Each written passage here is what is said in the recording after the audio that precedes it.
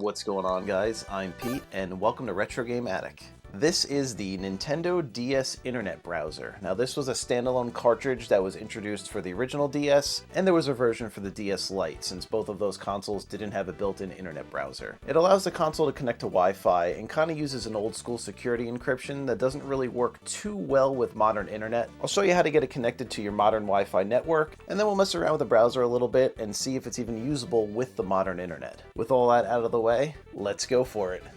And here is the Nintendo DS browser itself. As you can see, it comes in a standard Nintendo DS game case.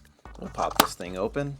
Here you can see the browser cartridge itself. And also to run this thing, you're going to need the memory expansion pack. Now this connects to the Game Boy Advance slot, either on the DS or the DS Lite. As you can see, it just connects right in the bottom there. And this will give the console enough RAM to actually connect to the internet and run this browser. And for all intents and purposes of this video, I'm going to use the DS Lite just because it has a brighter screen and you'll be able to see it better over the original. So let's get the DS Lite set up. We'll remove that Game Boy Advance slot cover, throw in the RAM cart, and here is the browser cart. So I'll just start this up first and show you how to connect to it. So in order to get your Wi-Fi set up, you're going to go to this little wrench on the bottom of the toolbar on the bottom screen, and then we'll scroll down just a little bit. There's network and connection. Now this is a familiar screen to anybody that has used the Wi-Fi connection in the past, so you'll go to Nintendo Wi-Fi connection settings, and then we'll go to connection 1, search for an access point.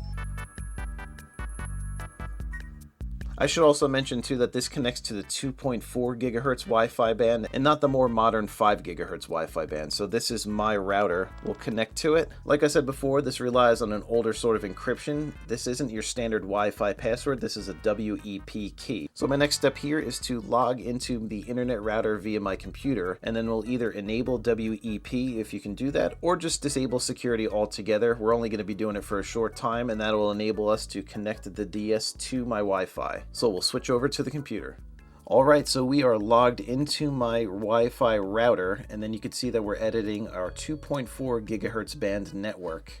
So we'll look down here in security mode. We only have WPA2 available, no WEP unfortunately, but there is show more security mode options. So you can see the two security modes that are available are those two WPA modes, and there is a third option to leave it open, which is obviously risky. You're not going to want to do this for too long. If you're just messing around for a few minutes, I wouldn't be too worried about it. But since WP isn't available via my Wi-Fi network, I'm going to have to leave it open. So we'll open it, save. Alright, so we should be all good here. Let's hop back onto our DS and get this thing connected to the internet.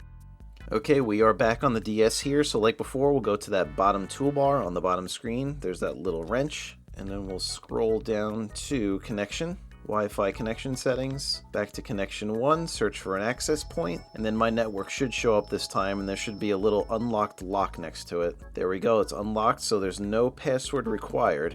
We'll start a test. Alright, connection successful, so I think we're all set. We'll go back. Alright, we are connected, and now we have this old school internet at our fingertips. There's a bunch of options on this bottom toolbar here, so if you want to navigate to a specific website, you'll go to URL, and we'll start simple and just go to Google. Type in Google. Alright, we'll press enter. Connecting to network. Hey, look at that, we're on Google. Very cool. So now that we're on Google, why don't we search for something? Let's do Switch 2, because that is the hot ticket right now. Google search.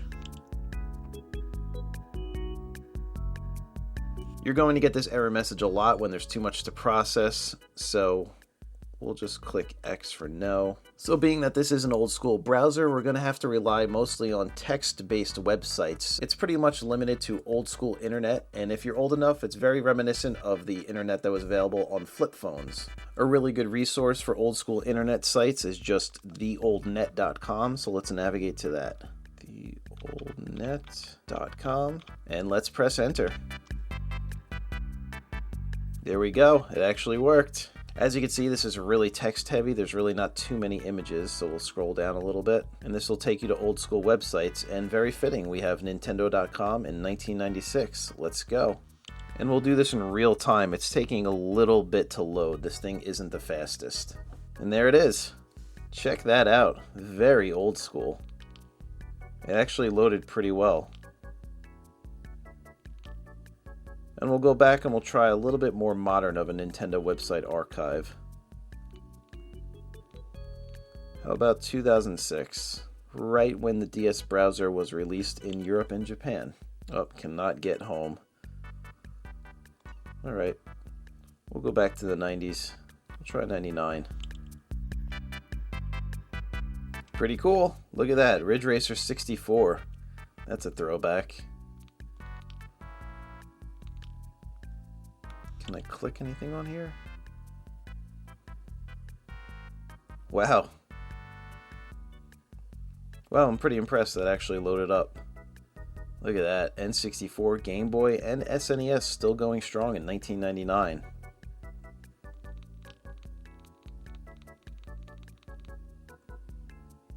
It's still taking a little while to load.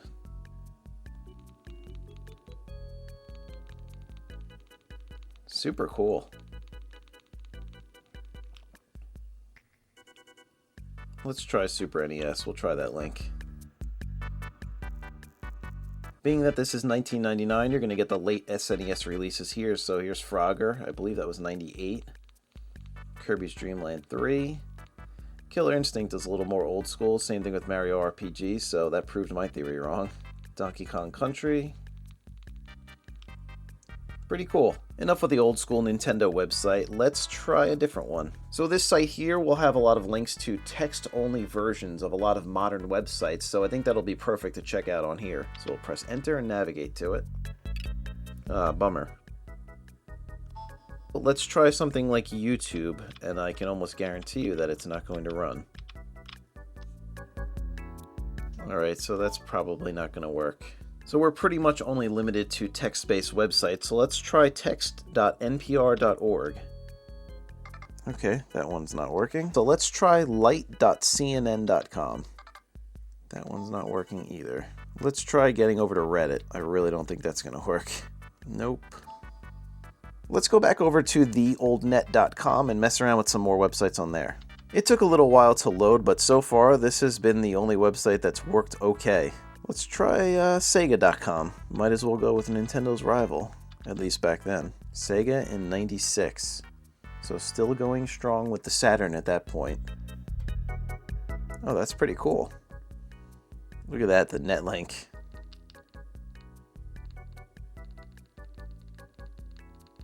Very cool.